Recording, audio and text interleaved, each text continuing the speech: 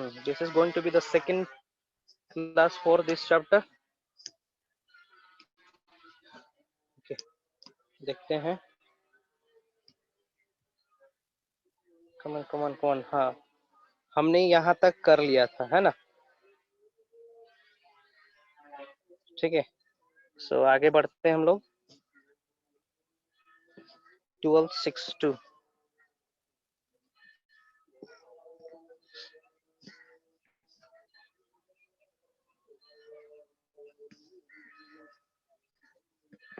है ना? DNA helix deal करेंगे आज.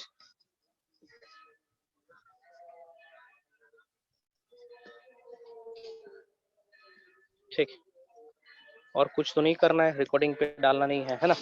सो लास्ट टाइम हमने एक न्यूक्लियोटाइड बनाया था, है ना? एक न्यूक्लियोटाइड हमने बनाया था लास्ट टाइम.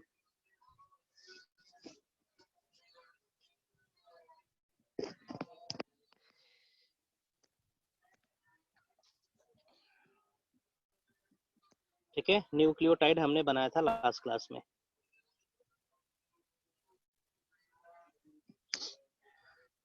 ठीक है. सो न्यूक्लियोटाइड में हमने क्या क्या रखा था, मोटा मोटी बताएंगे. दिस इज पेंटोस शुगर, है ना? पेंटोस शुगर से अटैच था यहाँ पे नाइट्रोजनस बेस.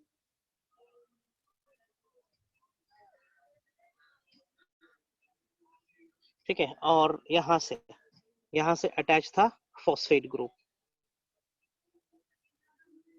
ठीक है, phosphate group. Come on, bondings का नाम बता देंगे. इस बॉन्ड का नाम था N glycosidic bond. Glycosidic bond हो जाएगा ये, है ना? और इसको हम लोग बोल रहे थे ester bond. Phospho ester bond, है ना? ये हो गया आपका फॉस्फो एस्टर बॉन्ड. ओके,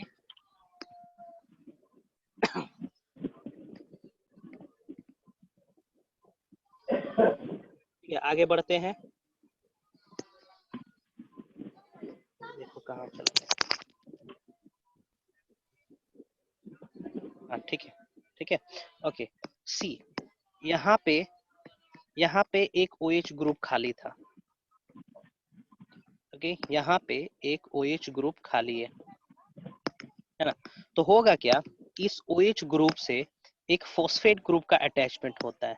मतलब दिस फॉस्फेट, है ना? ये फॉस्फेट जो कि शुगर से अटैच्ड है, और ये शुगर अटैच्ड है एक नाइट्रोजनस बेस से, है ना? नाइट्रोजनस बेस से अटैच्ड है NB, है ना? तो ये फॉस्फेट ग्रुप यहाँ से जाके अटैच होना है.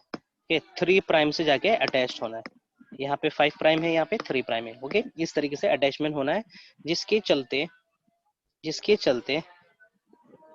है ना, यहाँ पे एक दूसरा न्यूक्लियोटाइड आएगा, है ना? दूसरा न्यूक्लियोटाइड आया, नाइट्रोजनस बेस शुगर, ये फॉस्फेट हो जाएगा, है ना?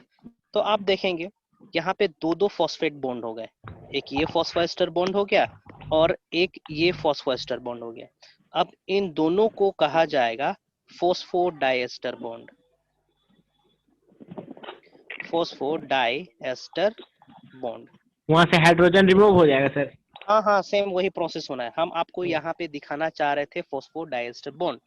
इससे पहले जो हम बनाए थे फॉस्फोएस्टर बॉन्ड, इस एक बॉन्ड को हम लोग सिर्फ प्रोनाउंस करेंगे फॉस्फोएस्टर बॉन्ड. ओके, लेकिन यदि दो बॉन्ड प्रेजेंट रहेगा, है ना, तो दो मींस डाई, दो का मतलब डाई है ना? तो दो बॉन्ड प्रेजेंट है, it means we will pronounce it as phosphodiester bond. Phosphodiester bond is present, और phosphodiester bond exist when there is two nucleotides are there. जब दो न्यूक्लियोटाइड होगा तब जाके फॉस्फोडाइएस्टर बॉन्ड एग्जिस्ट करेगा. Otherwise, in a single nucleotide, only one ester bond is present. In a single nucleotide, only one ester bond is present. ठीक है, आगे बढ़ रहे हैं हम. ठीक है, let me tell you what is genome. ठीक है, जीनोम के बारे में हम थोड़ा बताते हैं. जीनोम कहने का मतलब होता है total set of gene. Okay, the presence of total set of gene in a haploid condition of any organism. ठीक है, it is the total set of gene present, present in a cell in a haploid condition, in a haploid condition. इसी को हम लोग genome कहते हैं। ठीक है, इसी को हम लोग जीनोम कहेंगे। फिर से समझेंगे जीनोम का मतलब क्या है। The total set of gene present in a single cell of an individual in its haploid condition. ठीक है, हमेशा ध्यान देंगे कि जब भी जीनोम हम लिखते हैं तो हैप्लॉइड कंडीशन में ही दर्शाते हैं, डिप्लॉइड कंडीशन में नहीं। Okay, haploid condition, that is called genome. कोई दिक्कत? ठीक है ना। Sometimes it is also known as C value, इसको सी वैल्यू भी कहा जाता है। बहुत सारे बुक में इनको सी वैल्यू से भी डिनोट किया जाता है।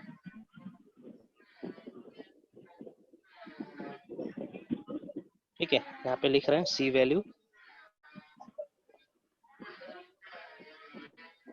ठीक है, सी वैल्यू किसको कहते हैं हम अभी बता रहे हैं, और लिख लेंगे आप लोग C value. The total amount of DNA per gene, the total amount of DNA per genome. ठीक है, इसको हम लोग कहेंगे सी वैल्यू। ठीक है ना। So now I am here writing the actual amount of nucleotide present in a single genome. ठीक है, एक्चुअल में कितने जीनोम कितने न्यूक्लियोटाइड्स प्रेजेंट रहते हैं जीनोम में, वो हम अभी दर्शाने वाले हैं।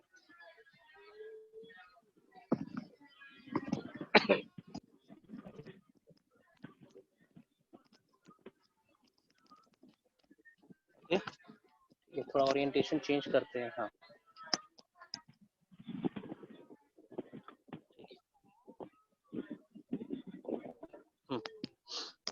The genome size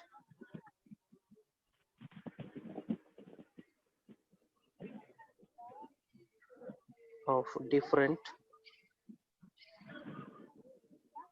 organisms are, ठीक ना, अलग अलग ऑर्गेनिज्म का जीनोम साइज हम यहाँ पे दर्शा रहे हैं। ठीक है, जैसे कि जिक्र करेंगे हम लोग 5x174 बैक्टीरियोफाज का ना, तो बैक्टीरियोफाज का देखते हैं कितना है। तो इसका जीनोम साइज समथिंग अराउंड कुछ न्यूक्लियोटाइड्स में है। ठीक ना, समथिंग अराउंड 5386 बेसिस। ठीक ना, बेसिस कहने का मतलब सिर्फ इतने न्यूक्लियोटाइड्स है।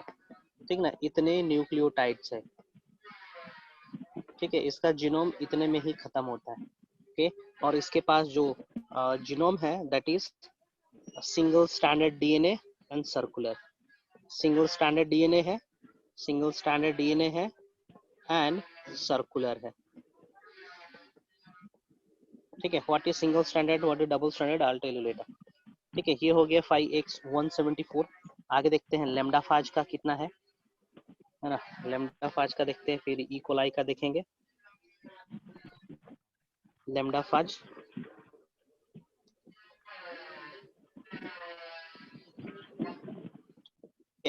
लेम्डा फाज का एग्जिस्ट करता है something around 48502 base pair. Come on, base pair. Base pair कहने का मतलब होगा एक बेस ऊपर है तो दूसरा बेस नीचे होगा, इस तरीके से इसको बेस पेयरिंग कहेंगे। यहाँ पे बेसिस कहने का मतलब लीनियर होगा, सिर्फ ए टी जी सी इस तरीके से एग्जिस्ट करेगा।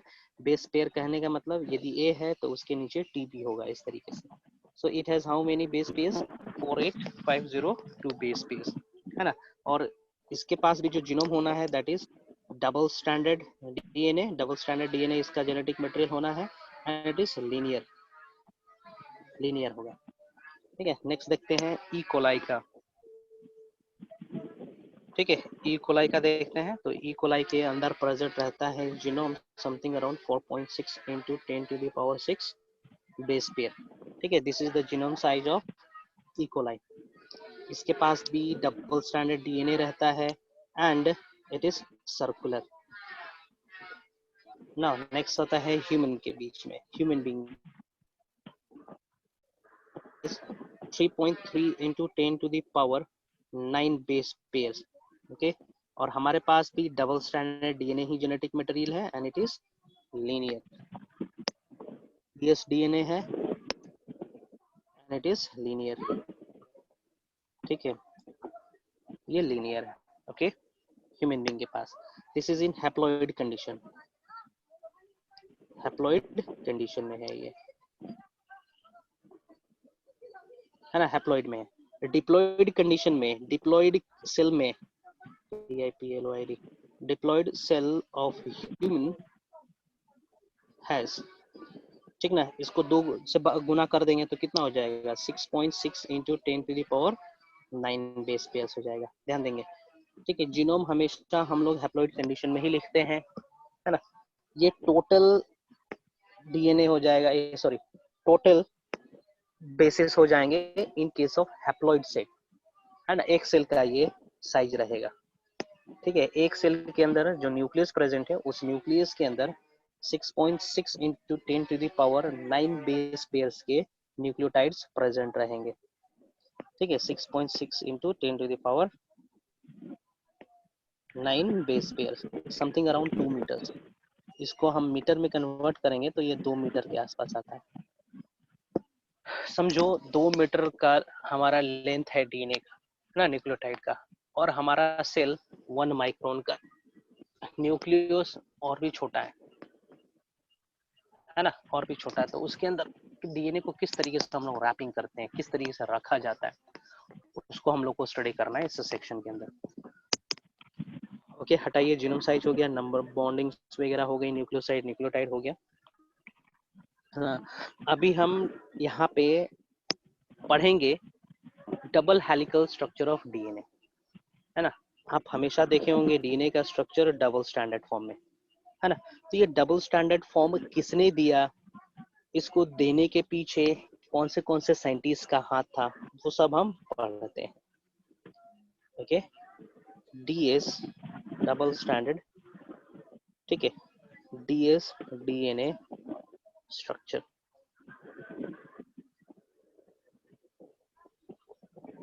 ठीक है, double standard DNA structure actually में दिया था वॉटसन एंड क्रिक ने।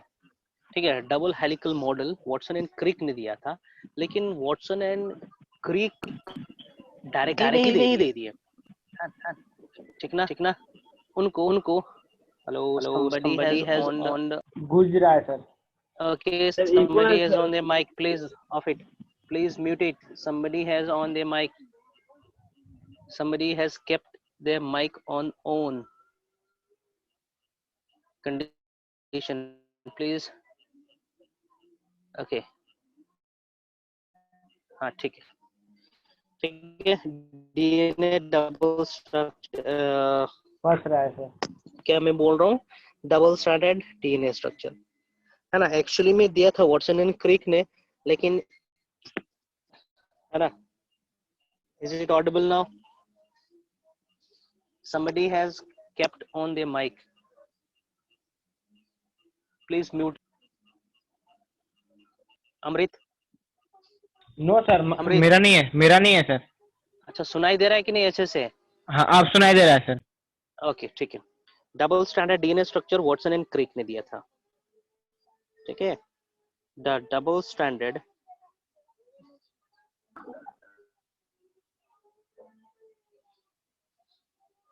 double helical structure of DNA was given by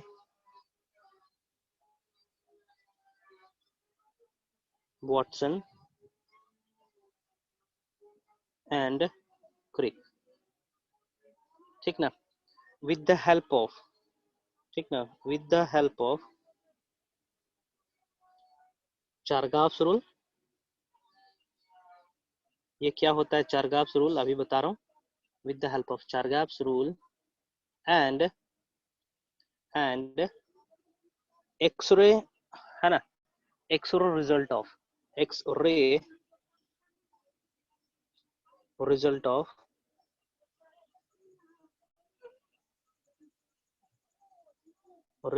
of Franklin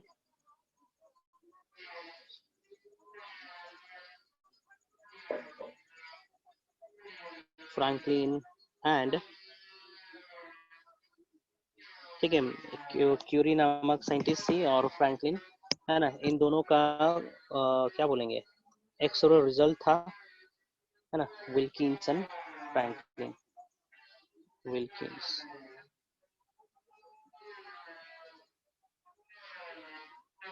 ठीक ना, इन दोनों साइंटिस्ट का रिजल्ट था और इन सभी साइंटिस्ट का रिजल्ट को कंपाइल करने के बाद है ना दिया गया था डबल स्टैंडर्ड और double helical structure of DNA. तो ठीक है, हम सबसे पहले यहाँ पे चारगाफ्स रूल डिस्कस करते हैं। ठीक है, व्हाट इज चारगाफ्स रूल? ठीक है, चारगाफ्स रूल क्या होता है वो बता रहा हूँ मैं, है ना। यूरोपियन चारगाफ साइंटिस्ट थे, इन्होंने भी डीएनए के ऊपर काम करा और कुछ कुछ कंक्लूजन्स निकाले थे वो। ठीक है ना, क्या क्या कंक्लूजन्स था हम बोल रहे हैं, ठीक ना। ओके, हाँ, this rule is only applicable for double standard DNA, ध्यान रखेंगे। This rule is applicable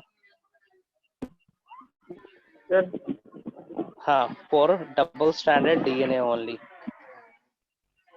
sir हाँ अमृत बोलो। ये डीएनए हाँ का बोलो। डबल सर डीएनए हाँ का बोलो। डबल स्ट्रक्चर देने से पहले डीएनए को डबल स्ट्रक्चर देने से पहले डीएनए का डिस्कवरी हो चुका था।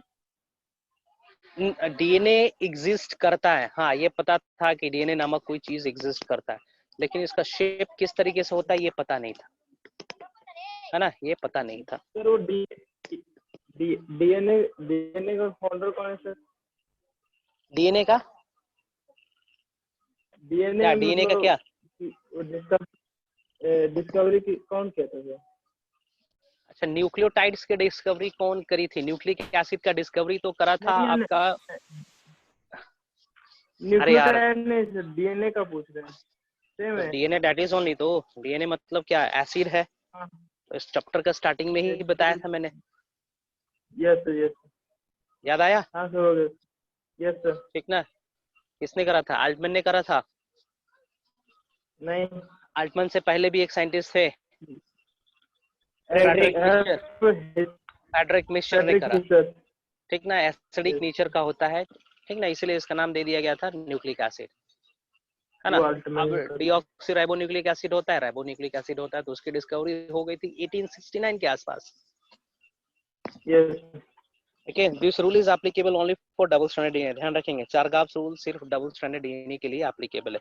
ठीक है, दिस रूल क्या क्या कहता है? अकॉर्डिंग टू दिस रूल, है ना, ये रूल क्या क्या कहता है हम बताते हैं, ठीक ना। Purine bonds with pyrimidine, purine pairs with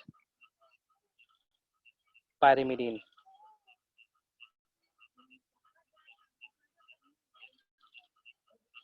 ठीक ना, प्यूरिन पेयर्स विथ पायरिमिडीन, ये चारगाफ्स रूल का पहला पॉइंट है ना। Now adenine plus guanine, adenine plus guanine मतलब एडेनिन और ग्वानिन दोनों कौन से न्यूक्लियोटाइड है? प्यूरिन है ना, purine. That is equal to cytosine plus thymine. Okay, cytosine plus thymine same होंगे। ओके, जितना प्यूरिन होगा उतना पायरिमिडीन होगा, right.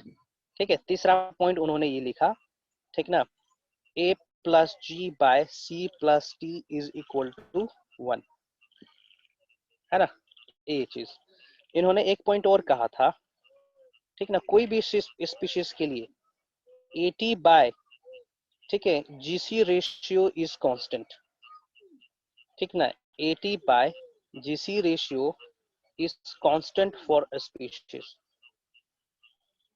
Constant for a species, है ना। Adenine thymine by guanine cytosine, है ना, इनका एडिशन का रेशियो कांस्टेंट रहता है species to species. Human being के लिए it is more than 1, human being के लिए होता है मोर देन 1। ई कोलाई के लिए होता है समथिंग अराउंड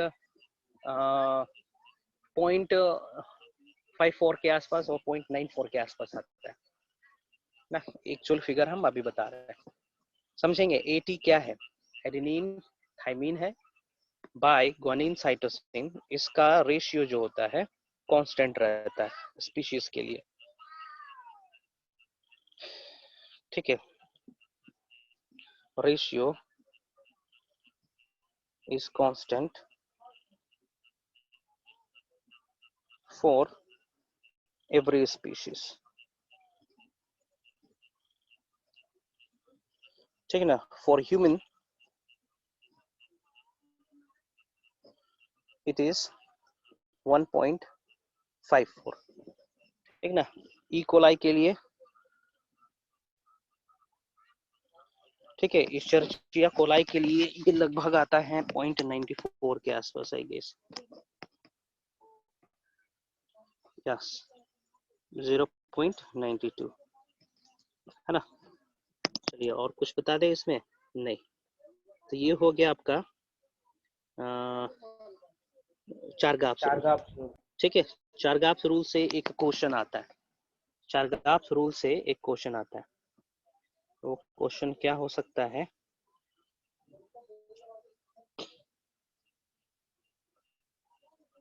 ठीक है, ओके। एक चीज और यहाँ पे नोट कर लेंगे, adenine is equal to thymine and guanine is equal to cytosine.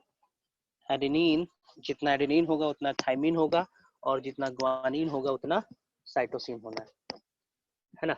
और A plus T plus G plus C is equal to 100%, ठीक है। ये भी याद रखेंगे, इक्वल टू 100%,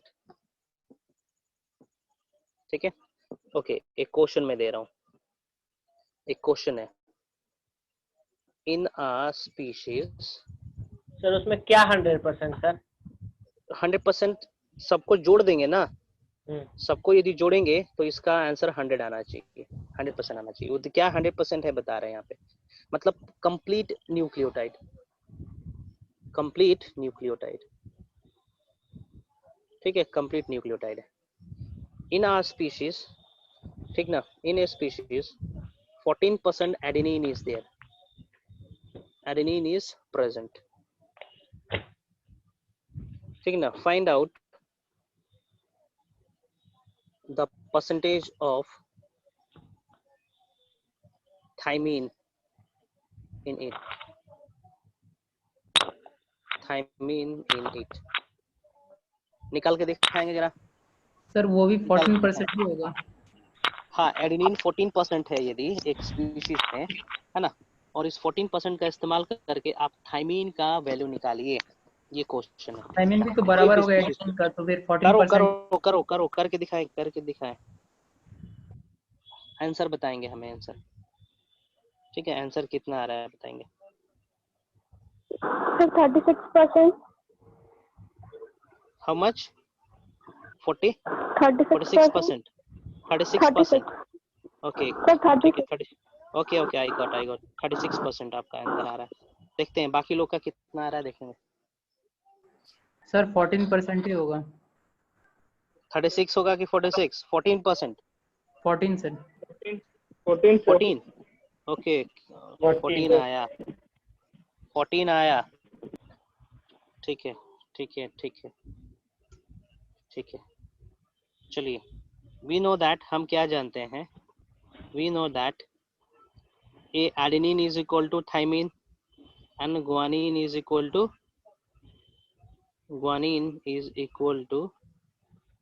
साइटोसिन ना, है ना। सो इफ एडेनिन इज 14%, है ना, तो देन एडेनिन, थाइमीन भी कितना हो जाएगा? 14% ही होगा ना, सिंपल है। Okay, come on tell me, यहाँ पे थाइमीन की जगह पे आप साइटोसिन का वैल्यू निकालो जरा, साइटोसिन का वैल्यू निकालेंगे जरा। 36%। 36 Yes, होगा sir. या उससे कम होगा? 36 ही होगा। ठीक है, ओके, चलिए देखते हैं, इसको सॉल्व करते हैं हम लोग। A plus T is equal to G plus C is equal to 100%, इस तरीके से है ना। सो एडेनिन है 14%, ये भी हो जाएगा इतना, है ना। और मान के चलो ये दोनों बराबर होते हैं, ग्वानिन और साइटोसिन दोनों क्या होते हैं, बराबर होते हैं, है ना। तो ये कितना हो जाएगा, 24 दूनी 28, है ना। बीच में आप लिखते हैं इस तरीके से 100%। तो आप क्या करोगे, GC, है ना, आप 100 में से माइनस करोगे 28, कितना आ रहा है ये, कितना आएगा, 100 माइनस 28 इक्वल टू 72। 72 आ रहा है हाँ ना। और हम जानते हैं जितना C होगा उतना G होगा, हम ये जानते हैं। तो इसका मतलब हम C ही निकाल ले, आप यहाँ पे 2C लिख सकते हो या 2G लिख सकते हो, है ना। तो C is equal to what, 72 by 2, that is how much, 36, ठीक है, 36%। इतना लंबा चौड़ा नहीं करना है, सिंपल आप कर लोगे, सर, अब आप पर लोग जो कर लिखा है लोगे, उसमें सर ठीक है, प्लस में आप इतना लंबा ऐड चौड़ा किए नहीं करना है। हाँ हाँ, सर, इक्वल टू के जगह पे प्लस होता साइन, क्या क्या, इक्वल टू के जगह पे प्लस साइन होता सर, वहाँ पर A कहाँ प्लस पे, T कहाँ प्लस G प्लस C होता, चारों को जोड़ना कहाँ होता पे, है। हाँ, you can put no issue, यहाँ पे बोल रहे हो हाँ हाँ तो you प्लस can put, पूरे सर, इक्वल ठीक टू ना, की जगह पे। you can put, जैसे भी सोल्व करो वो भी सही है, ये भी सही है, ठीक है, ठीक है। Okay, one moment please.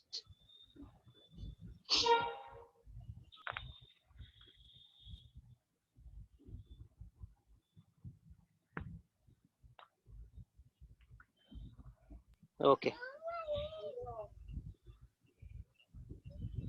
ये हो गया चारगाफ्स रूल, ठीक है। चारगाफ रूल से ये क्वेश्चन आता है। आगे बढ़ते हैं, x ray, x ray result,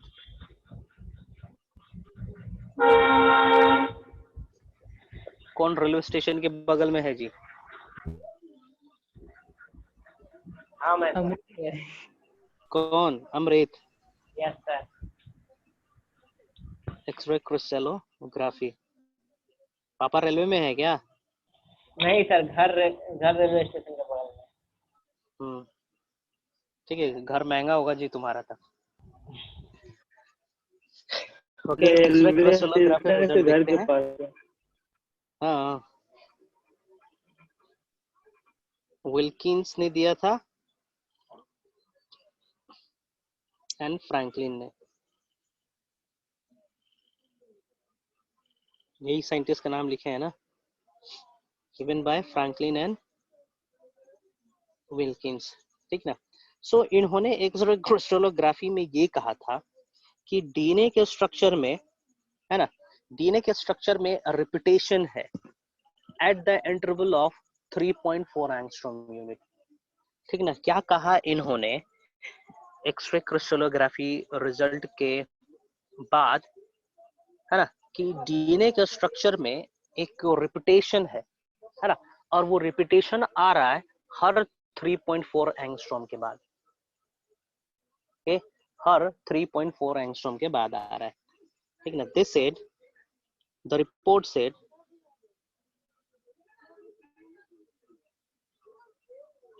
there is repetition, spelling देखेंगे, there is repetition in the X-ray report, X-ray of DNA at the interval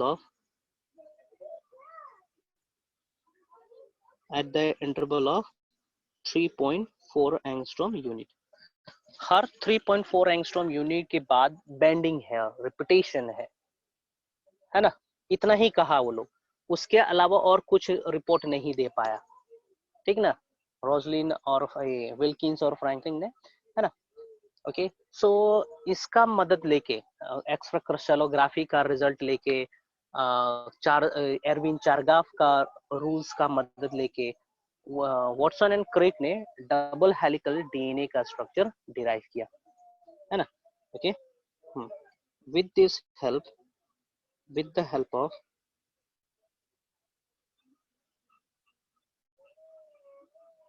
these reports,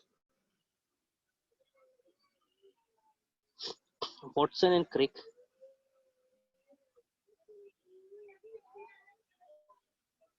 derived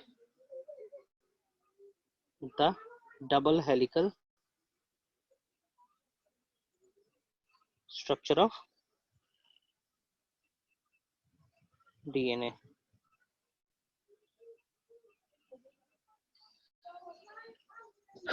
है ना, और उन्होंने ये कहा,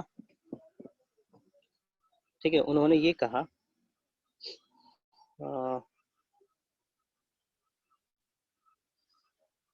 Watson and Crick said that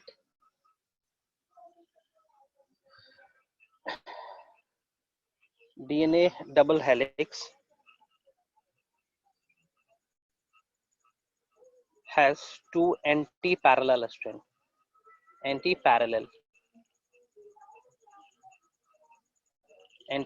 strand है ना, hydrogen bond is present, hydrogen bond present है, present in double stranded helix, है ना,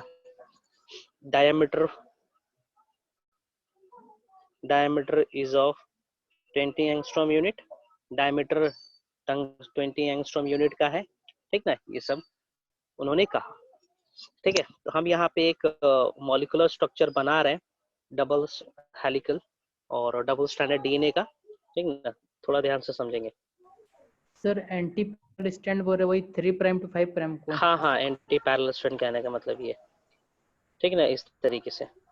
for example this is sugar molecule, okay, ये शुगर मॉलिक्यूल है। सो आपको पता है एक जगह पे OH होगा, है ना, और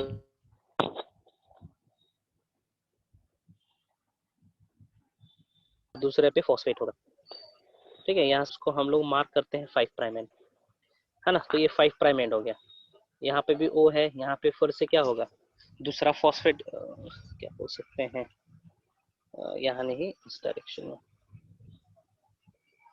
यहाँ पे, है ना, यहाँ पे क्या होगा, यहाँ पे जुड़ेगा दूसरा, ठीक है, इस तरीके से। I am not in mood off drawing this, ठीक है, हम पिक्चर लेकर आ रहे हैं कहीं से, ये भी मूड नहीं कर रहा है इसको बनाने के लिए, ठीक है। मॉलिक्यूलर स्ट्रक्चर हम यहाँ से ला रहे हैं, डीएनए का डायरेक्ट हम यहाँ से ढूंढ रहे हैं, ओके।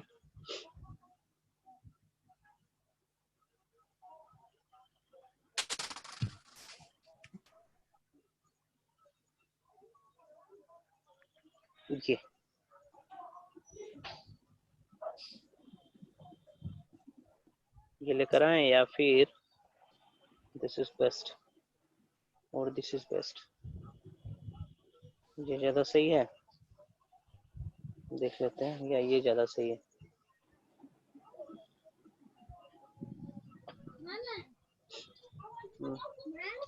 वही वाला सही था, ये ज्यादा सही है, इसको रखें, फिर इसके पहले वाला इसको रखें, इससे पहले वाला, ये नहीं सर, इसके पहले जो दिखाए थे, ये वाला, इज इट फाइन, ये सही है, यस सर। सर वो राइट साइड वाला, ये दिख रहा है, ये समझ, इसको समझ पा रहे हो अच्छे से, इसको समझ पा रहे हो अच्छे से, हाँ सर, ठीक है, समझ तो जा इसी रहे को हैं। ले जाते हैं, ठीक है, ठीक है।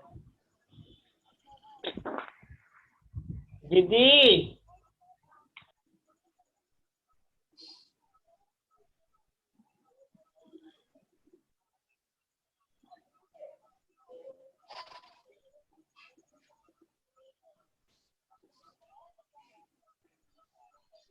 हाँ, गया स्ट्रक्चर,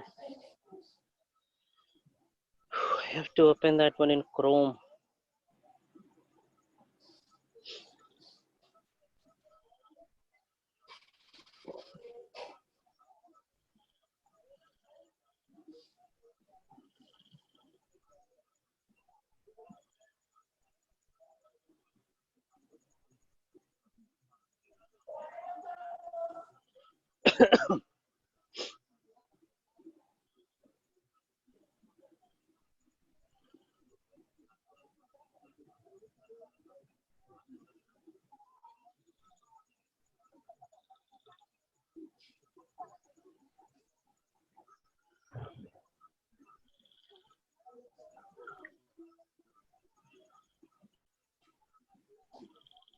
इट वाज दिस ना, हाँ चलिए।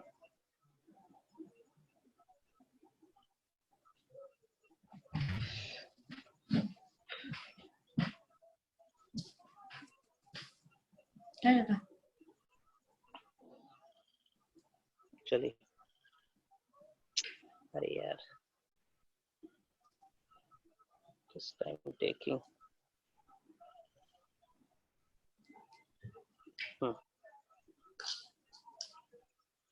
ये रहा,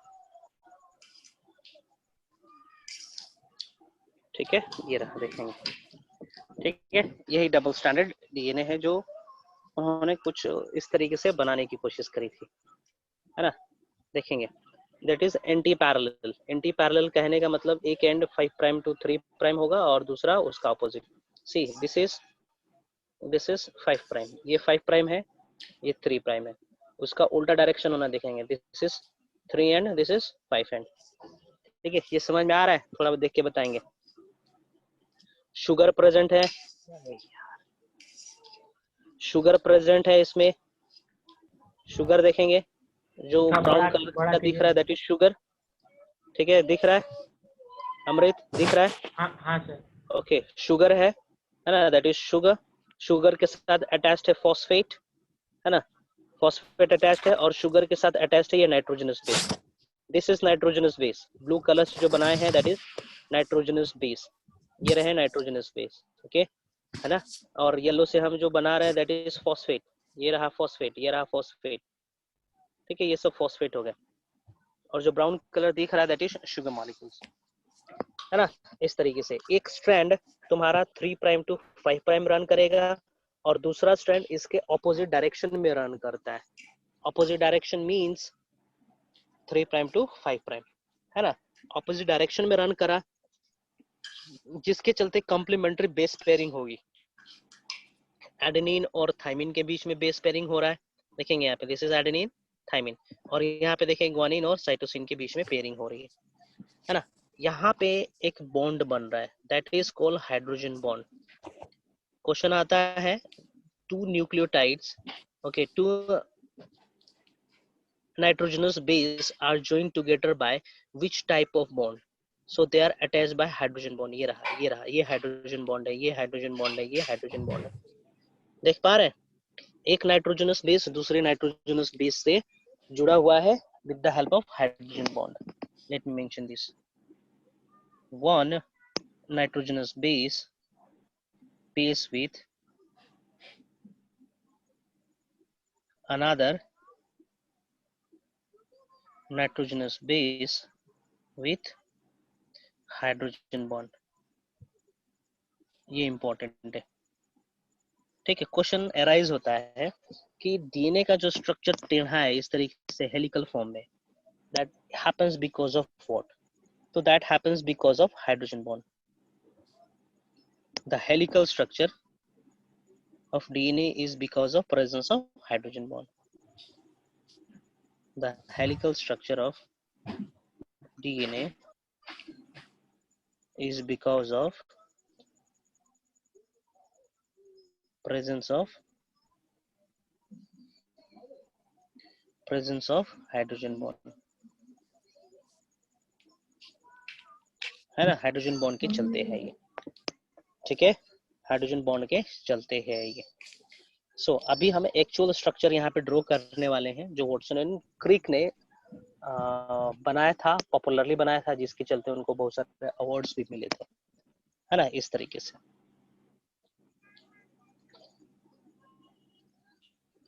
ठीक है, ये डबल स्टैंडर्ड डीएनए जो वाटसन एंड क्रिक ने बनाया था। किसका आवाज आ रहा है जी? ठीक है, इस तरीके से, इस तरीके से one strand runs 5 prime to 3 prime while other strand runs 3 prime to 5 prime। इस तरीके से एंटी पैरेलल है ना। ओके, इसको हम लोग कहते हैं one complete turn. This is considered as 1 complete turn, जिसको पिच भी कहते हैं। इसका डायमेंशन होता है 34 एंगस्ट्रॉम यूनिट, है ना। ओके, इसको 34 एंगस्ट्रॉम यूनिट कहते हैं।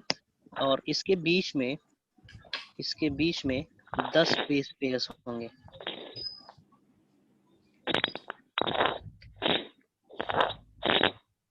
ठीक है, 10 बेस पेयर्स होंगे। सो एक बेस पेयर और 2 बेस पेयर के बीच का डिस्टेंस कितना हो जाएगा?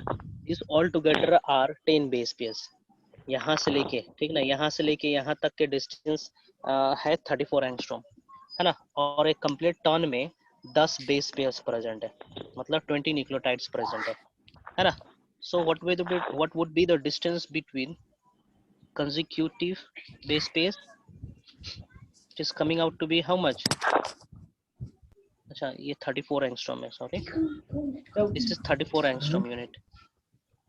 ये 34 एंगस्ट्रॉम यूनिट है, नॉट 3.4। ठीक है, ये 34 एंगस्ट्रॉम यूनिट है ना। इसके बीच में 10 बेस पेयर्स है, तो ये हो जाएगा इसका डिस्टेंस कितना? 34 एंगस्ट्रॉम यूनिट।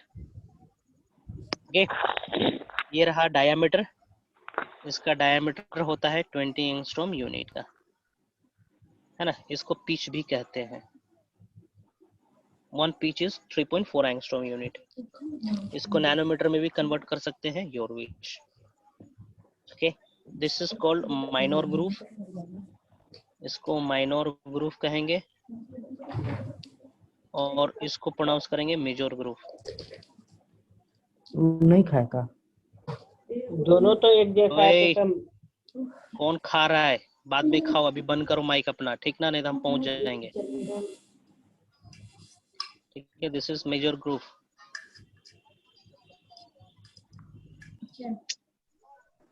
सर किसको माइनर और किसको मेजर बोल रहे हैं? ठीक है, मेजर ग्रूव जो बड़ा दिखेगा ना देखने में, ओके, MAJOR, तो दोनों एक जो ही देखने में बड़ा होता है, ठीक ना, अभी आपको सेम दिख रहा होगा, लेकिन एक्चुअली में जो डीएनए स्ट्रक्चर है ना, इस तरीके से होता है। ये वाला माइनर हो गया, छोटा वाला, ये वाला मेजर हो गया, ठीक ना। माइनर ग्रुप छोटा सा दिखता है, उसमें छोटे से छोटा जगह रहता है जिसमें ट्रांसक्रिप्शन फैक्टर्स बाइंड होते हैं, है ना। ये माइनर ग्रुप, मेजर ग्रुप। ये हो गया डबल स्टैंडर्ड। ये फिगर हो जाएगा, ठीक है, डबल हेलिकल या फिर डबल स्टैंडर्ड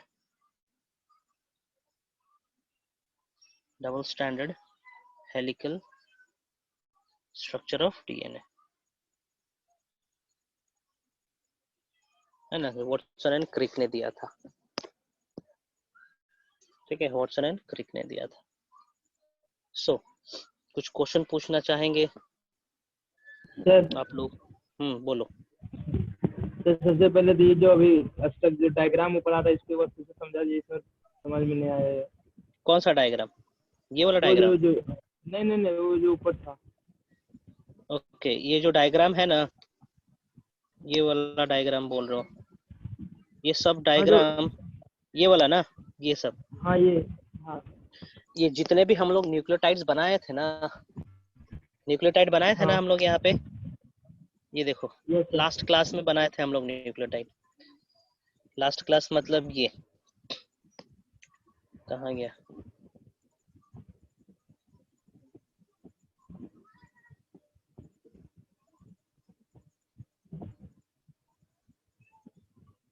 दूसरा लेक्चर कहाँ गया? दूसरा लेक्चर तो ये है, वही लेक्चर था सर, वही लेक्चर था सर, ये जो पहला देख रहे लेक्चर ना है, वही है। पहला लेक्चर नहीं है ना नहीं, यही वाला पिछला लेक्चर है। ये स्ट्रक्चर देख रहे हो? ये एक सिंगल स्ट्रक्चर देख रहे हो? ये सिंगल स्ट्रक्चर देखे, है ना। इसी Yes, sir. सिंगल स्ट्रक्चर को लेके, है ना, इसी सिंगल स्ट्रक्चर को लेके हम लोग ये बनाए हैं, ठीक है, ये वाला स्ट्रक्चर बनाए, ठीक है। आप कंसिडर करेंगे सिंगल स्ट्रक्चर, ये एक सिंगल स्ट्रक्चर आप कंसिडर करेंगे, ठीक है, जो हम वहां पे बना रखे हैं, आखिरी क्लास में बनाए थे, लास्ट क्लास में। Yes, ये एक सिंगल स्ट्रक्चर yes, है। उसी का तरह उसी का तरह ये भी एक सिंगल स्ट्रक्चर है, ये है ना। थायमिन से जो ओके, हाँ हाँ हाँ, उसी का तरह ये भी एक सिंगल स्ट्रक्चर है, ये वाला, है ना। उसी का तरह ये भी एक सिंगल स्ट्रक्चर है, उसी का तरह ये भी एक सिंगल स्ट्रक्चर है। तो हमने क्या किया, सारे सिंगल सिंगल स्ट्रक्चर्स को एक साथ जोड़ दिए, है ना। सारे सिंगल सिंगल स्ट्रक्चर को हम एक साथ जोड़ दिए यहाँ पे, ठीक है। एक साथ जोड़ देंगे, हेलिकल स्ट्रक्चर आ जाएगा, है ना। इस तरीके से हम जोड़ना शुरू कर दिए सबको। तो एंटी पैरेलली हमने इसको जोड़ना शुरू करा, हमने नहीं किया, ये नेचुरली एंटी पैरेलल ही एग्जिस्ट करता है। समझ में? हाँ बोलो। सर जो पिछले क्लास में पढ़ रहे थे कि शुगर के साथ 9th पोजीशन ऑफ प्यूरिन और फर्स्ट पोजीशन ऑफ पायरिमिडीन जुड़ता है, वो इस तरह से वो बॉन्ड इसमें बनाया गया है। हाँ हाँ, देखो देखो, थोड़ा सा हम जूम करके दिखाते हैं इसको, ठीक है। थोड़ा सा जूम करके दिखा रहे हैं इसको, देखेंगे, ठीक है। ये देख पा रहे हो स्क्रीन पे, स्क्रीन पे देख पा रहे हो? Yes sir. Hello, yes sir. Okay. So this is the first carbon position, है ना। ये पहला है, ये दूसरा है, ये तीसरा है, ये चौथा है, ये पांचवा कार्बन है, ठीक है। समझ पाए ना? Okay, this is 9th position, है ना। हाँ दिस इज 9th पोजीशन। उसी के तरह यहाँ पे ये देखो, ये पहला शुगर, दूसरा शुगर, तीसरा शुगर, चौथा शुगर, पांचवा शुगर, है ना। ओके, ये रहा इसका पहला पोजीशन पायरिमिडीन का, है ना। तो इसी तरीके से ये देखो, यहाँ पे ये जो बॉन्डिंग हो रखी है, यहाँ पे ये बॉन्डिंग हुआ है बिटवीन 3, 4 and 1 and 6 पोजीशन, ठीक है। ये हो जाएगा आपका पहला पोजीशन, दूसरा पोजीशन, तीसरा, चौथा, पांचवा, छठवा, ओके। यहाँ पे ये हो जाएगा, ठीक ना, 2, 2, 3 और 4, इस तरीके से। और अब समझ में आ रहा है क्या कर रखा है हमने यहाँ पे? Yes sir. सर हाँ बोलो। सर जिस तरह एडेनिन का पेंटोस शुगर के साथ जो मतलब जो जो उसका जो कॉम्बिनेशन या जो मैचिंग होता है, उसका जो पोजीशन फिक्स है, उसी तरह पैरामिडिन एडेनिन का जो पोजीशन जैसे 3rd 4th पोजीशन फिक्स है, वो उसी के साथ बॉन्डिंग बनाएगा। हाँ हाँ, पैरामिडीन का फिक्स्ड है, या फिर पैरामिडीन का फिक्स्ड है कि पहले पोजीशन से, और प्यूरिन का फिक्स्ड है 9वें पोजीशन से, 9th पोजीशन से, 9th। ओके। उसी 9th तरह पोजीशन, एडेनिन और थायमिन का भी फिक्स है दूसरे से, क्या कि मतलब yes yes, adenine, similar adenine condition में का, एडेनिन हाँ, और थायमिन हाइड्रोजन का भी बॉन्डिंग के फिक्स लिए, है। This is hydrogen bond, okay, this is bond, ये हाइड्रोजन बॉन्ड है, हाँ ओके। ये हाइड्रोजन बॉन्ड है, तो हाइड्रोजन बॉन्ड फिक्स है, हाइड्रोजन बॉन्ड फिक्स है कि जब भी होगा, एडेनिन का 6वें पोजीशन होगा और थायमिन का 4था पोजीशन, एक हाइड्रोजन बॉन्ड।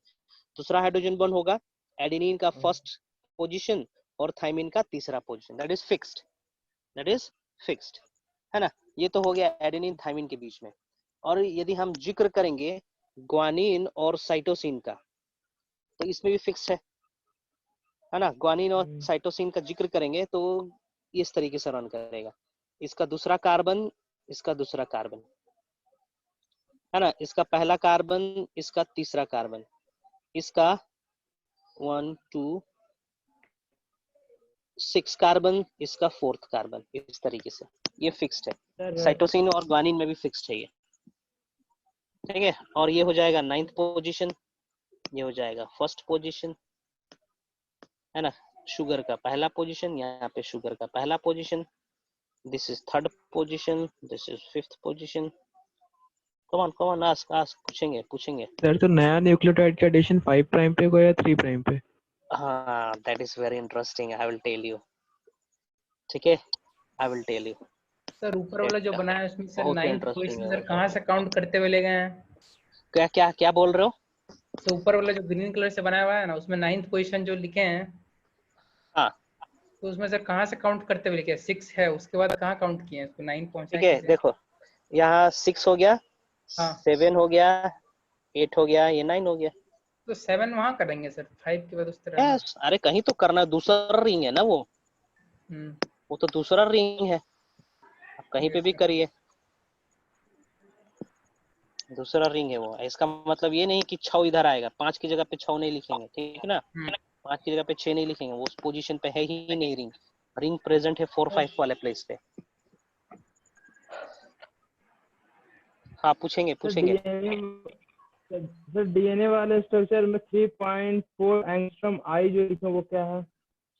हाँ डीएनए वाला स्ट्रक्चर में 3.4 एंगस्ट्रॉम यूनिट, आई नहीं है वो, ए है, ये एंगस्ट्रॉम यूनिट है, ए के ऊपर पावर है।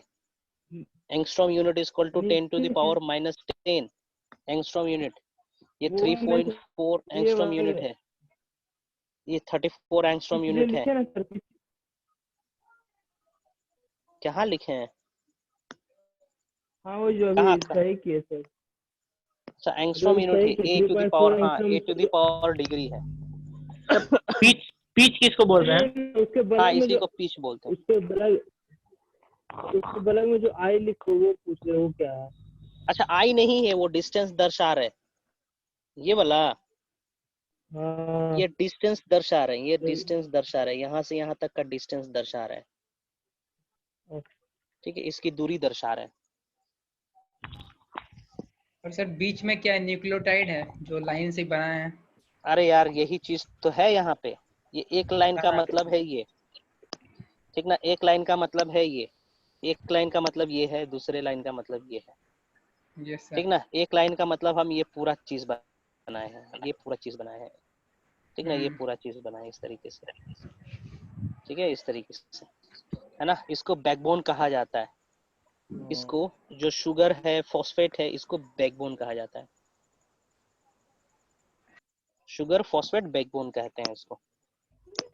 और बीचों बीच न्यूक्लियोटाइड्स प्रेजेंट है ना। इस स्ट्रक्चर को हम और अच्छे तरीके से दर्शाना चाहे तो हम दर्शा सकते हैं, देखिए यहाँ से, यहाँ से दूसरे हैं हम यहाँ पे, ये देखो, ये देख पा रहे हो, चलो इसको भी हम वहां पे लगाते हैं।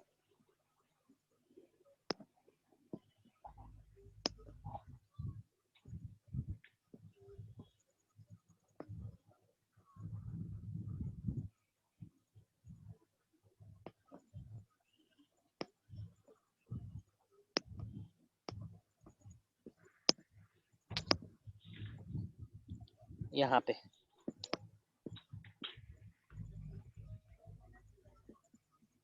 यहाँ पे, ठीक है, ठीक है, ये देखेंगे, ये देख पा रहे हो, 5 प्राइम 3 प्राइम देख पा रहे हो, यस सर। ठीक है। देखो एडेनिन से जुड़ा हुआ है थाइमिन और ग्वानिन से जुड़ा हुआ है साइटोसिन, इसी तरीके सर से। इसमें कहीं भी सर एडेनाइन ग्वानिन से जुड़ा हुआ नहीं रहेगा? क्या क्या एडेनिन? ग्वानिन से जुड़ा हुआ नहीं रहेगा? ना, एडेनिन ग्वानिन जुड़ा हुआ रहेगा तो उसको म्यूटेशन कहेंगे। मतलब जहाँ भी है तो बस चारगा, एटी और जीसी का ही कॉम्बिनेशन है? हाँ हाँ हमेशा एटी और जीसी ही रहता है। चारगाप्स रूल यही तो कहता है ना, purine pairs with pyrimidine, where A pairs with thymine and G pairs with cytosine. Cytosine, है ना। ट्रिपल वही हाइड्रोजन अरेंजमेंट बॉन्ड और सर, डबल हाइड्रोजन बॉन्ड, ठीक ना। वही यहाँ पे डबल सर। हाइड्रोजन बॉन्ड दिख रहा है, किसी जगह पे ट्रिपल हाइड्रोजन बॉन्ड, देखो यहाँ पे इस डायग्राम में देखेंगे, एक हाइड्रोजन बॉन्ड, दो हाइड्रोजन बॉन्ड, तीन hydrogen bond, while here only 2 hydrogen bonds are there, है ना। यहाँ पर है 2 हाइड्रोजन बॉन्ड। तो सर इसी का सीक्वेंस मतलब हर ऑर्गेनिज्म में अलग अलग होता है? हाँ एटीजीसी का है ना ओरिएंटेशन, यही अलग अलग होता है। 3 हाइड्रोजन बॉन्ड, 2 हाइड्रोजन बॉन्ड, ठीक है।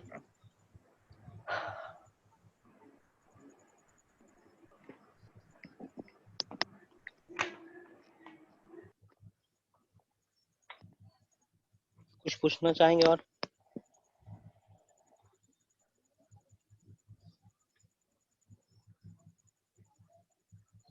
नहीं, एनीबडी कंफ्यूजन हो रहा है, पूछेंगे क्या है ये 3 prime 5 prime sugar phosphate.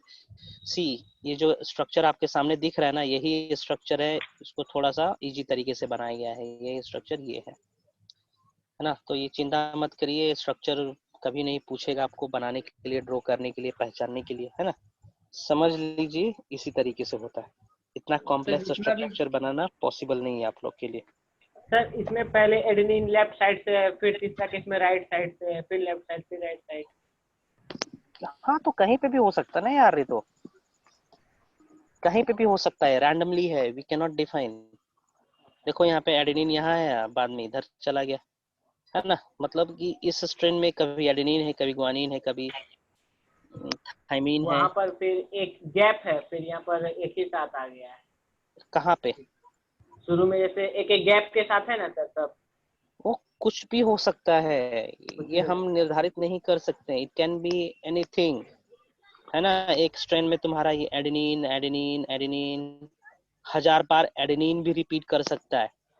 Thiamine thiamine thiamine thiamine, है ना। फिर बाद में फिर ग्वानिन होगा, साइटोसिन होगा, है ना। फिर ग्वानिन साइटोसिन होगा, फिर साइटोसिन ग्वानिन होगा। वी कैन नॉट से, ये हम नहीं बता सकते। इसको जानने के लिए हमें करना पड़ता है डीएनए फिंगरप्रिंटिंग, ठीक ना, डीएनए सीक्वेंसिंग करनी पड़ती है हम लोगों को, तब जाके हम एस्टेब्लिश कर पाएंगे, है ना। सर ठीक है, तब जाके हम पता कर पाएंगे कि ये सीक्वेंस है कैसा एक्चुअली में। क्रोमोसोम नंबर 1 पे कैसा सीक्वेंस है, क्रोमोसोम नंबर 2 पे कैसा सीक्वेंस है ना। हर जीन का सीक्वेंस हम जान पाएंगे, और ये हम जान चुके हैं, ठीक ना, ह्यूमन जीनोम प्रोजेक्ट के दौरान। सर जितना भी ATGC है सब सिर्फ ह्यूमन बींग्स के लिए बात करते हैं या फिर बाकी ऑर्गेनिजम्स के लिए बात करते हैं? In each and every organism including viruses, सभी में? ठीक है, इट इज यूनिवर्सल। ये एटीजीसी जो है ना, सभी ऑर्गेनिज्म में है, बैक्टीरिया में है, वायरसेस में है, प्रोटोजोन्स में है, एलिफेंट में है, ब्लू व्हेल में है, ह्यूमन बीइंग में है, डॉग्स में है, बैक्टीरिया में है, ठीक है। This is universal, again I am repeating, this is universal, है ना। वायरसेस के केस में भी यही है, एटीजीसी एटीजीसी। अभी हम लोग चाइनीज 19 पे रिसर्च कर रहे हैं, है ना। चाइनीज 19 वायरस जो है, उसके पास भी इसी तरीके से एटीजीसी एटीजीसी है ना। मान के चलो इस प्रकार का जो कॉम्बिनेशन होगा, है ना, इस प्रकार का जो कॉम्बिनेशन है ना, उस कॉम्बिनेशन के चलते वायरस कुछ प्रोटीन बना रहा है, जिसके चलते हम बीमार पड़ जा रहे हैं, है ना। प्रोटीन बनाया जिसके चलते हम बीमार पड़ गए, है ना, हमें कोरोना हो गया। जैसे ही हम इसके खिलाफ कोई वैक्सीन बनाया, इस प्रोटीन के खिलाफ हमने वैक्सीन बनाया या कुछ एंटीडोट बनाया, है ना, ये करता क्या है, वायरस तुरंत म्यूटेशन कर लेगा। म्यूटेशन करने का मतलब देखो, यहाँ पे एडेनिन है ना, इसको रिप्लेस कर देगा मान के चलो ग्वानिन से, तो अगली बार ये ग्वानिन की जगह पे एडेनिन की जगह पे जीसी हो गया ना, है कि नहीं, जीसी हो गया। अब ये जीसी के चलते क्या होगा, फ्रेम शिफ्ट म्यूटेशन हो गया, सॉरी पॉइंट म्यूटेशन हो गया, है ना, पॉइंट म्यूटेशन हो गया। अब पॉइंट म्यूटेशन के चलते क्या होगा, और जो पहला प्रोटीन बन रहा था वो प्रोटीन तो अब रहा नहीं, दूसरा प्रकार का प्रोटीन बनेगा, पैथोजेनिक प्रोटीन, हार्मफुल प्रोटीन। अब इसके खिलाफ वैक्सीन बनाइए, आप फिर से साल भर लगाइए, प्रोटीन डैश बनेगा उस समय, तब तक कितना आदमी मर चुके रहेंगे, और कितना टाइम लग जाएगा दूसरे प्रकार का बनाने में प्रोटीन। तब तो इसका कोई उपाय नहीं है सर? नहीं, कोई उपाय नहीं है। जब तक हम लोग और वायरस को अच्छे तरीके से ना जान जाए, तब तक रिसर्च चलता रहेगा, है ना, तब तक लोग मरते ही रहेंगे। HIV के केस में यही हो रहा है ना।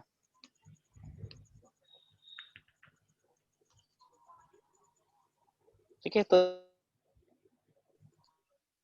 very unique to each and every species, to each and every individual, है ना। ये ATGC सीक्वेंस 99.99% सेम होगा। एक दोस्त दूसरे दोस्त का कंपेयर करोगे, एक आदमी दूसरे आदमी का कंपेयर करेगा, है ना, तो 99.99 सेम होगा, बट 0.01% इज डिफरेंट, ठीक है। जिसके चलते हम लोग डीएनए फिंगरप्रिंटिंग करते हैं, फिंगरप्रिंटिंग पॉसिबल हो पाता है। आप CID में सुने होंगे, जो SP है प्रद्युमन बोलता है ना, रखो यार इस सैंपल को हाँ सर, डीएनए फॉरेंसिक लैब भेजता फिंगरप्रिंटिंग है के लिए डीएनए। ले जाएंगे, बोलता है ना, हाँ सर। फॉरेंसिक में ले जाएंगे, डीएनए फिंगरप्रिंटिंग के लिए ले जाएंगे।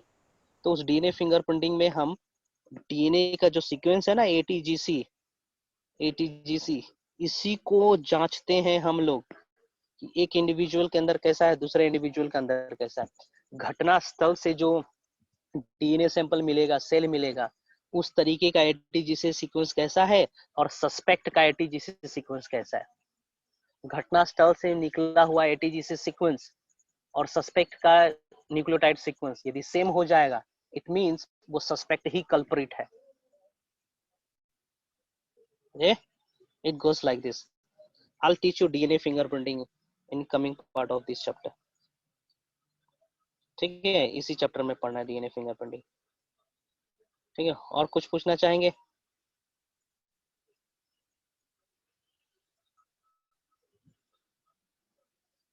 Come on, पूछे। It is there, it is unique to each and every individual on this planet Earth.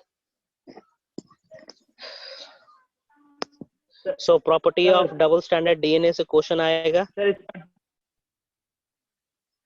हाँ जी, हाँ अमृत बोलेंगे। सर दूसरा मतलब इससे नहीं, दूसरा क्वेश्चन था सर। हाँ बोले, हाँ पूछेंगे। एक मिनट पूछेंगे। Sir, nucleic acid is the polymer, sir nucleic acid is the polymer of nucleotide. हाँ, इसका मतलब समझना है। Nucleotide is the unit of nucleic, नहीं एक minute, nucleic acid is the polymer of nucleotide और दूसरा nucleotide is the unit of nucleic acid. ये दोनों मतलब ये जो हाँ। दोनों स्टेटमेंट है, ये दोनों ठीक को है। समझना था। ठीक है, पहला स्टेटमेंट पढ़ो जरा। पहला स्टेटमेंट पढ़ेंगे। Nucleic acid is polymer of nucleotide. Stop.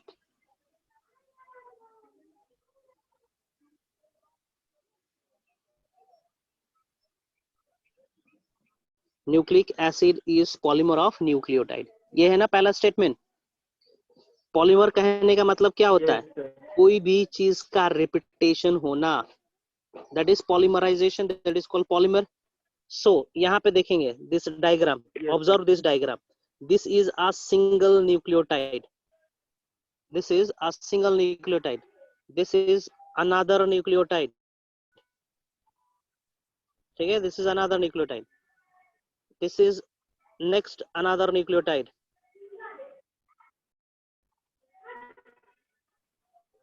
सो ठीक है, जो कलर हमने बनाए हैं येलो और ब्लू से, दैट इज सिंगल न्यूक्लियोटाइड। और इस न्यूक्लियोटाइड को जब हम ऐड करते जाएंगे, means we are polymerizing, polymerization ही तो कर रहे हैं ना, पॉलीमर ही तो बना रहे हैं। सो इस पूरे स्ट्रक्चर को हम न्यूक्लिक एसिड कह रहे हैं। So nucleic acid is polymer of what? Nucleotide. ये हो गया एक न्यूक्लियोटाइड, दूसरा न्यूक्लियोटाइड, तीसरा न्यूक्लियोटाइड, चौथा, पांचवा, छठवां, सातवां न्यूक्लियोटाइड हो गया, है ना। इस पूरे स्ट्रक्चर को न्यूक्लिक एसिड कर रहे हैं, दिस इज न्यूक्लिक एसिड, इधर डीएनए और आरएनए, है ना। पूरा स्ट्रक्चर हो गया न्यूक्लिक एसिड, उसके अंदर एक यूनिट है, दैट इज न्यूक्लियोटाइड। हाँ, और कुछ पूछना चाह रहे थे? अगला स्टेटमेंट पढ़ेंगे जरा, इससे अगला स्टेटमेंट पढ़ेंगे। और nucleotide is another the statement unit, on this. Nucleotide is हाँ, the unit nucleo, of nucleotide is the unit of nucleic acid. Okay. तो ये एक सिंगल न्यूक्लियोटाइड यूनिट हुआ कि नहीं हुआ? इस न्यूक्लिक एसिड का यूनिट हुआ कि नहीं हुआ? जैसे कि मैं बोलूंगा amino acid is the unit of protein, है ना। Amino acid is the unit of protein.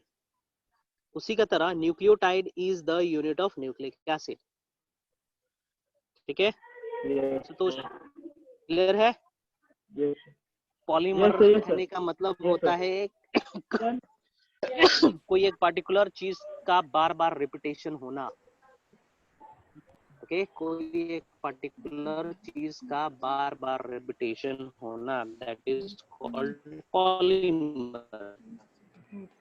और ये इस पॉलीमर में किस चीज का रिपीटेशन, है ना। चलिए आगे बढ़ते हैं, और कुछ पूछना है चाहेंगे?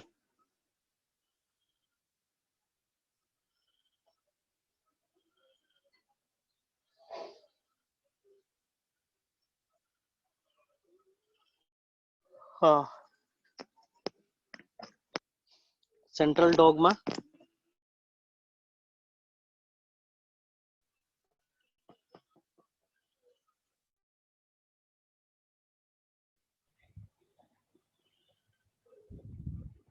हेलो, हाँ जी बोलेंगे। ए आवाज नहीं आ रहा था। B C Z. ओके अभी सही है। डीएनए हेलिक्स आर ओ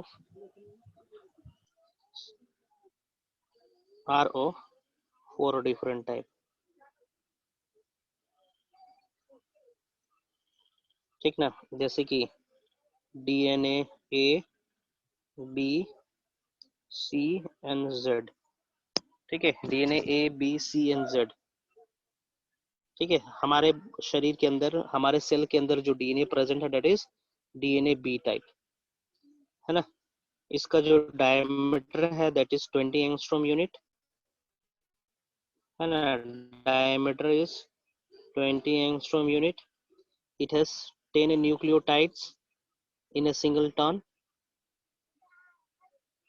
ठीक ना, 10 nucleotides in a single turn, ये इतना याद रखेंगे। ठीक है, बाकी सबका देख लेते हैं, बाकी 2-3 एग्जिस्ट करता है उसका भी देख लेते हैं। ए वाले में 11 बेस पेयर्स रहेंगे। ठीक ना, सी के केस में रहेगा आपका 9.3 पर टन। ठीक, एग्जिस्ट नहीं करता, ये बना दिया गया है हाइपोथेटिकली, है ना। सो 20 एंगस्ट्रॉम यूनिट इसका डायमीटर हो गया। पहले वाले का 23 एंगस्ट्रॉम यूनिट होना है इसका। Okay, this is type of DNA. ये हो जाएगा डायमीटर, है ना। ये हो जाएगा न्यूक्लियोटाइड पर टन।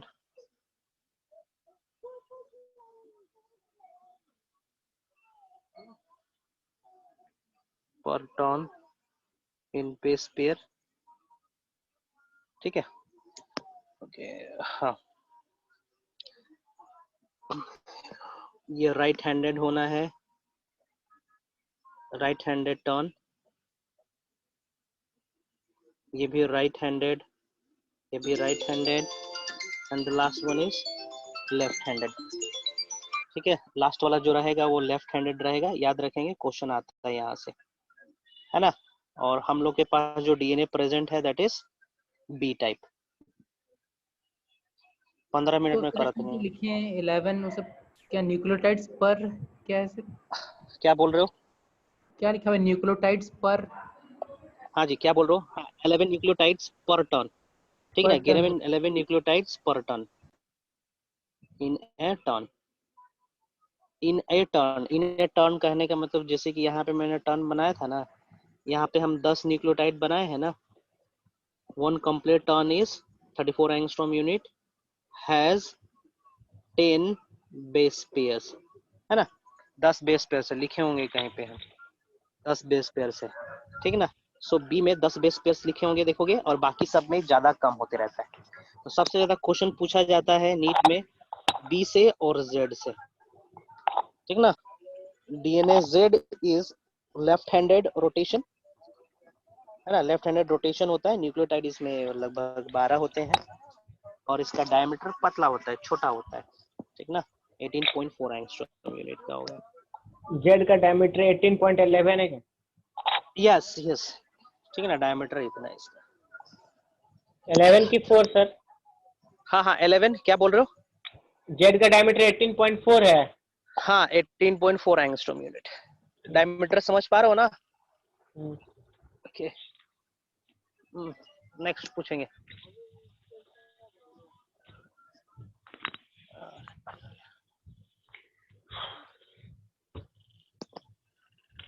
पूछेंगे और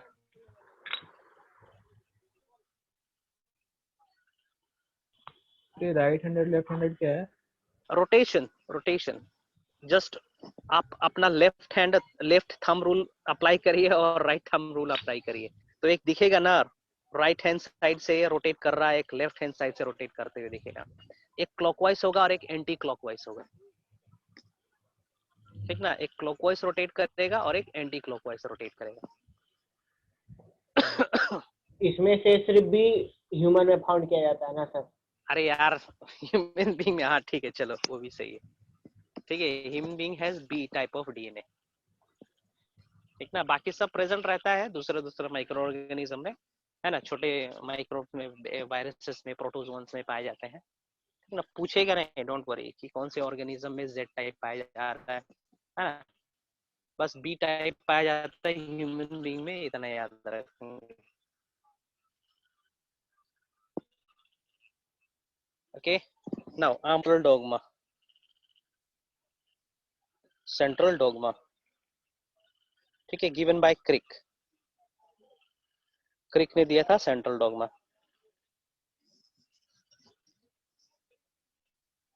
ठीक है ना, सेंट्रल डोगमा कहने का मतलब होता है one way flow of message. ठीक है ना, one way flow of process in one way flow of process in the nucleus और जीनोम। ठीक ना, जैसे कि डीएनए से डीएनए बनना, डीएनए से डीएनए बनना, इस प्रोसेस को कहेंगे हम लोग रेप्लिकेशन, है ना। डीएनए से फिर बनता है RNA, this process is called transcription.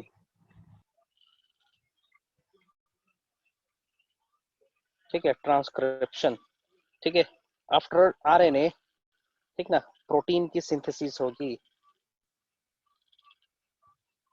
Protein की सिंथेसिस होगी, इसको हम लोग प्रोनाउंस करेंगे translation. Translation. This is called translation, correct. ठीक है, डीएनए से डीएनए बनना, उस प्रोसेस को हम लोग कहेंगे रेप्लिकेशन। डीएनए से आरएनए बनना, this process is called transcription, and translation is the process of formation of protein from RNA. इसको हम लोग कहते हैं central dogma. Central dogma, central dogma हमको दर्शाता है कि डीएनए का फेथ क्या है, डीएनए प्रोसेस कैसे होता है, डीएनए करता क्या है एक्चुअली में।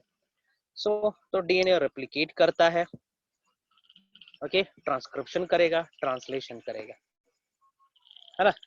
ओके, आप सेंट्रल डोगमा का मतलब ये भी समझ सकते हो, और fate of DNA, fate of DNA nutshell में लिखना चाहे, what is central dogma. The fate of DNA is considered as the central dogma, or the graphical representation of the processes followed by the DNA. That is central dogma. Reverse central dogma क्या होता है वो बता रहे हैं। Reverse central dogma, ठीक है, reverse central dogma was given by Temin and Baltimore, TEMIN, Temin and Baltimore. ठीक है, ज्यादातर वायरसेस के केस में होता है ये। What happens in case of reverse central dogma, ठीक है ना, डीएनए का फॉर्मेशन तो हो जाएगा, that process is called replication, है ना।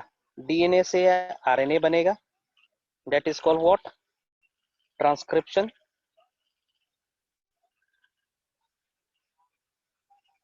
है ना। आरएनए से बनेगा प्रोटीन, आरएनए से प्रोटीन बनना है, और इस प्रोसेस को हम लोग प्रोनाउंस करेंगे क्या, ट्रांसलेशन, है ना। सी आरएनए से आरएनए से फिर डीएनए बन सकता है, कौन, आरएनए से डीएनए बनाया जा सकता है। ठीक है, इस प्रोसेस को हम लोग कहेंगे और रिवर्स ट्रांसक्रिप्शन, रिवर्स ट्रांसक्रिप्शन, है ना, जिसमें रिवर्स ट्रांसक्रिप्शन वाला स्टेप भी आ जाएगा, तो उसको हम लोग कहेंगे रिवर्स सेंट्रल डोगमा, है ना। तो रिवर्स सेंट्रल डोगमा होता है वायरसेस के केस में, है ना।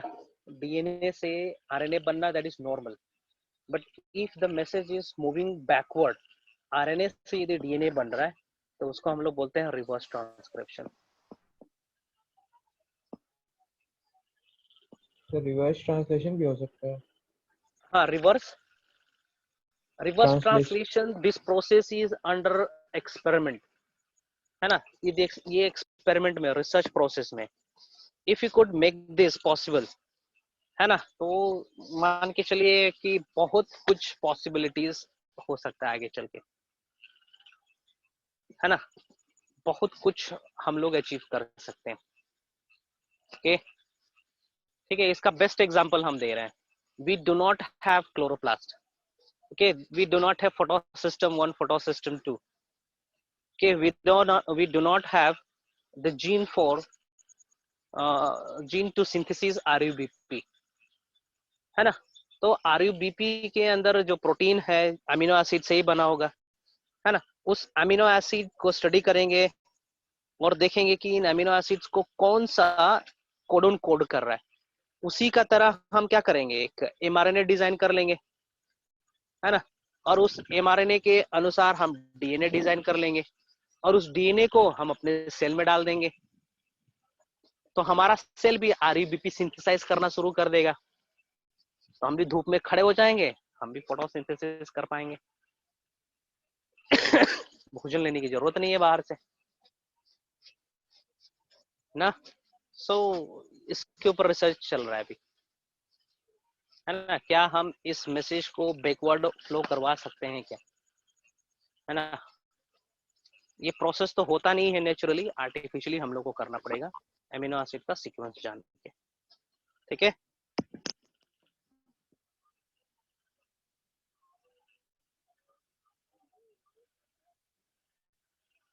ओके, आगे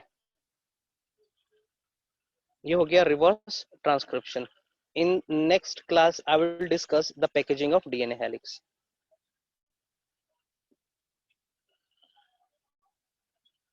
पैकेजिंग ऑफ DNA हेलिक्स,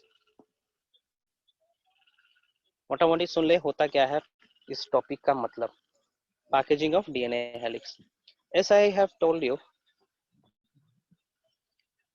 ठीक ना, we have the genome of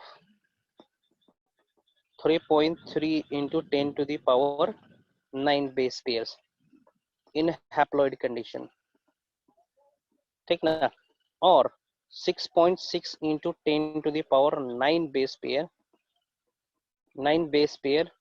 in diploid condition, है ना, डिप्लॉइड कंडीशन में 10 to the power 9 base pairs है। यदि इसको हम मीटर में कैलकुलेट करना चाहे तो something it will come out to be something around 2 meters। Now tell me, 2 meter DNA length का 2 मीटर लेंथ का डीएनए को हमें न्यूक्लियस के अंदर प्लेस करना है। न्यूक्लियस कितना छोटा सा है, 1 माइक्रोन का है, और टोटल डीएनए लेंथ है 2 मीटर का। तो हम किस तरीके से फोल्ड करेंगे इस डीएनए को कि वो न्यूक्लियस के अंदर आ जाए। न्यूक्लियस के अंदर सिर्फ पैक्ड ही ना रहे, फोल्ड ही ना रहे, वो खुले भी, उसके ऊपर ट्रांसक्रिप्शन हो, उसके ऊपर ट्रांसलेशन प्रोसेस भी हो सके। तो हमें इस तरीके से पैक करना होता है कि वो खुल भी जाए, उस पर प्रोसेस भी हो, फिर से वो बंद हो जाए, क्रोमोसोम का स्ट्रक्चर बना ले, है ना। तो इस डीएनए को फोल्ड करने वाले प्रोसेस को ही कहा जाता है पैकेजिंग ऑफ डीएनए हेलिक्स, है ना। इस फोल्ड करने वाले प्रोसेस को ही कहा जाता है पैकेजिंग ऑफ डीएनए हेलिक्स, है ना। तो डीएनए बिंग नेगेटिव चार्ज, है ना, डीएनए पे नेगेटिव चार्ज है, बताया था क्यों है, क्योंकि फॉस्फेट के पास नेगेटिव चार्ज है ना। डीएनए नेगेटिव चार्ज है तो हमें एक पॉजिटिव चार्ज वाला मॉलिक्यूल चाहिए जिसके चलते पॉजिटिव अपोजिट अट्रैक्शन हो, है ना, अपोजिट पोल्स के चलते एक अच्छा अट्रैक्शन फोर्स डेवलप हो और एक प्रॉपर बाइंडिंग फोर्स क्रिएट हो जिसके चलते ये फोल्डिंग, ये रैपिंग स्ट्रॉन्ग हो, है ना। तो ये सब करा जाता है with the help of histone proteins. Okay, histone protein सुने होंगे आप लोग, क्लास 11 में सेल बायोलॉजी वाले चैप्टर में बताया था मैंने, जब हम डिफरेंस कर रहे थे प्रोकैरियोट्स और यूकैरियोट्स में, बताए होंगे eukaryotes has histone proteins while prokaryotes do not have histone proteins, है ना, that is it has polyamines, positively charged amino acid polyamines होते हैं जिसके ऊपर डीएनए की रैपिंग होती है ना। सो अगले क्लास में हम डील करेंगे कि किस तरीके से रैपिंग करी जाती है, फोल्डिंग करा जाता है डीएनए का, ताकि वो एक छोटे से स्ट्रक्चर में बैठ सके। ठीक है, आज का क्लास से किसी को डाउट? ये देखो प्रॉब्लम करने लगा। आज का क्लास से किसी को डाउट है? आशुतोष? नहीं सर। नहीं है। ठीक, ठीक है। और किसी को? और कौन कौन लोग हैं, मेरे को पता भी नहीं है कौन लोग क्लास ज्वाइन करा है।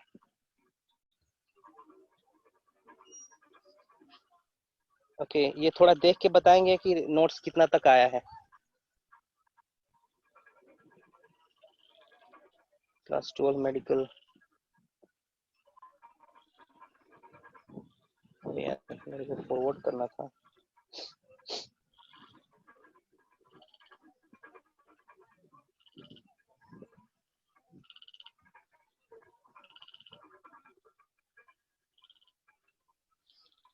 देख के बताएंगे जरा कितना छूटा हुआ है इसमें।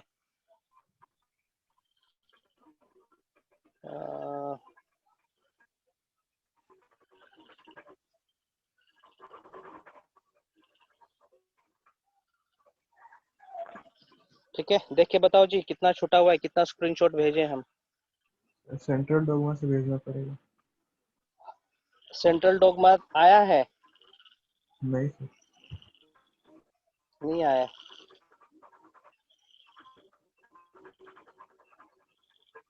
ठीक है, सेंट्रल डोगमा का मैं स्क्रीनशॉट भेजता हूँ यहाँ पे।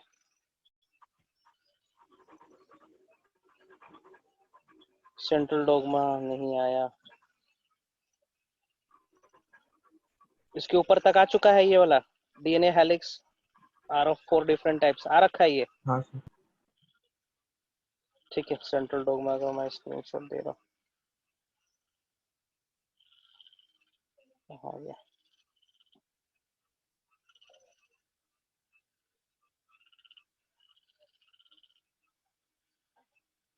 ठीक है, यू कैन साइन ऑफ। आप लोग साइन ऑफ कर सकते हैं।